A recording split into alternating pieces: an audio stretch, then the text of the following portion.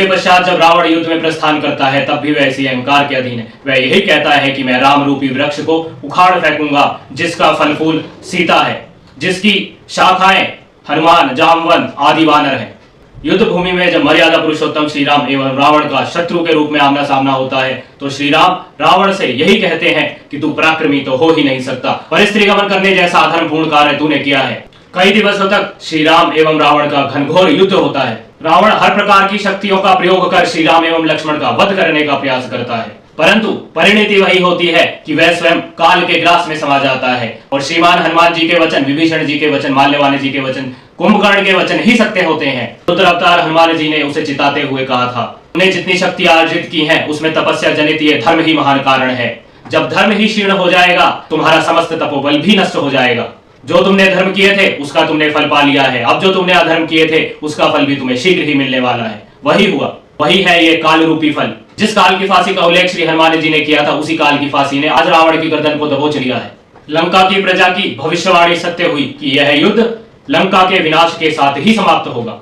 वह रावण जो अपने अंतःपुर में अपनी स्त्रियों के बीच नक्षत्रपति चंद्रमा के समान शोभा पाता था, वह आज युद्ध भूमि में मृत पड़ा था। जिस पर श्रीमान विभीषण ने यही कहा, हे रावण तुम तो बहुमूल्य बिछौनों पर सोया करते थे, आज इस तरह भूमि पर क्यों पड़े हो। उसके भ्राता विभीषण आज उसके कर्म के कर्मफल को प्रत्यक्ष देखकर यही कह रहे थे, सूर्य पृथ्वी पर गिर गया, चंद्रमा अंधकारमय हो गया, प्रज्वलित अग्नि बुझ गई और सारा उत्साह निरर्थक हो गया। रावण के भ्राता विभीषण के समान ही लंका की राजमहिषी मंदोदरी ने भी इसी प्रकार के वचन कहे। मंदोदरी यह स्पष्ट करती है कि श्री राम कोई और नहीं नारायण स्वरूप है, शंख चक्र गदा धारण करने वाले भी भगवान विष्णु है एवं माता सीता उनकी पत्नी लक्ष्मी है।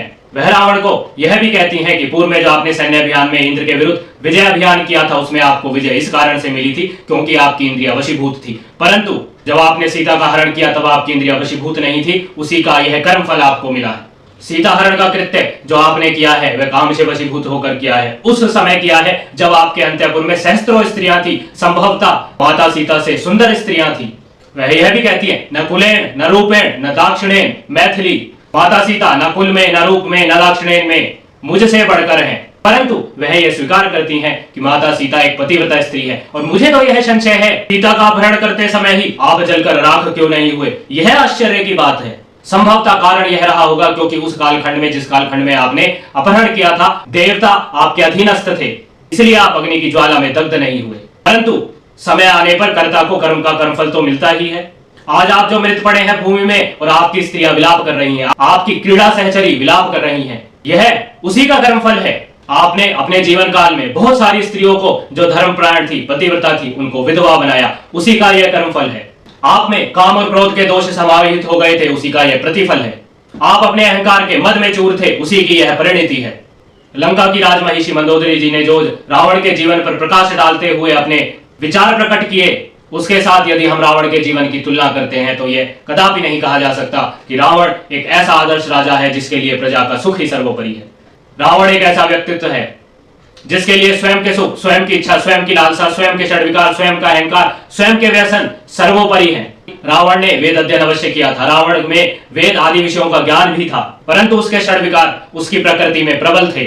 उसके काम, क्रोध, लोभ, मोह, राग, द्वेष, अहंकार यह उसके चरित्र में वास करते सतोगुणी प्रभाव को निष्फल कर देते थे।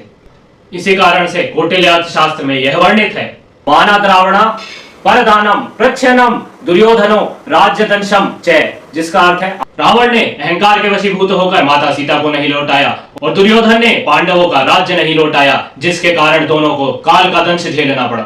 वहीं काम आदि षड्वर्ग से बचकर जितेंद्रिय पुरुष जमदग्निपुत्र परशुराम, अमरीश, नाभास ने पृथ्वी का उपभोग किया और दीर्घ काल तक किया। यदि आपको यह प्रस्तुति ज्ञानवर्धक एवं उत्कृष्ट लगती है तो आप लाइक, शेयर, सब्सक्राइब अवश्य करें।